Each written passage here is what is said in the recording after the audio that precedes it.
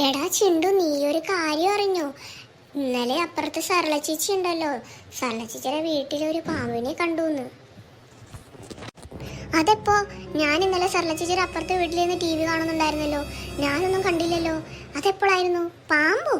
ഒയ്യോ, അതേടാ ചിണ്ടു, ഇന്നലെ സരള ചേച്ചി പാമ്പേ പാമ്പേ എന്നൊക്കെ വിളിച്ചു പോകുന്നുണ്ടായിരുന്നു. ആളുകളൊക്കെ ഓടി വന്നല്ലോ. നീ അവിടെ ഇന്നാ കാണുമായിരുന്നു TVയില്.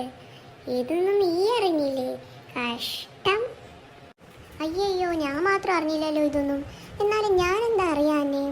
അത് പോട്ടെ, അവിടെ എന്തൊരു പാമ്പ് വരാൻ? അപ്പൊ സരസ ചേച്ചി എവിടെ പോയിനി?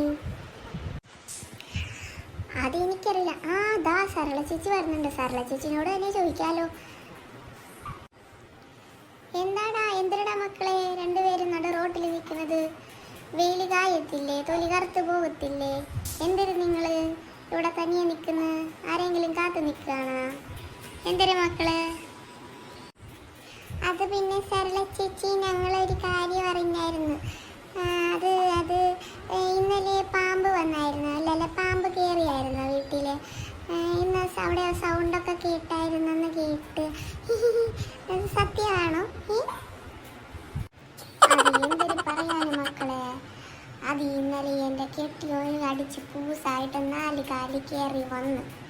അതെങ്ങാനും കട്ടിൻ്റെ അടിയിൽ കണ്ട് കാല് കണ്ട് ഞാമ്പി അടിച്ച് പാമ്പ് പാമ്പ് എന്ന് പറഞ്ഞ് ഒച്ചയെടുത്തു.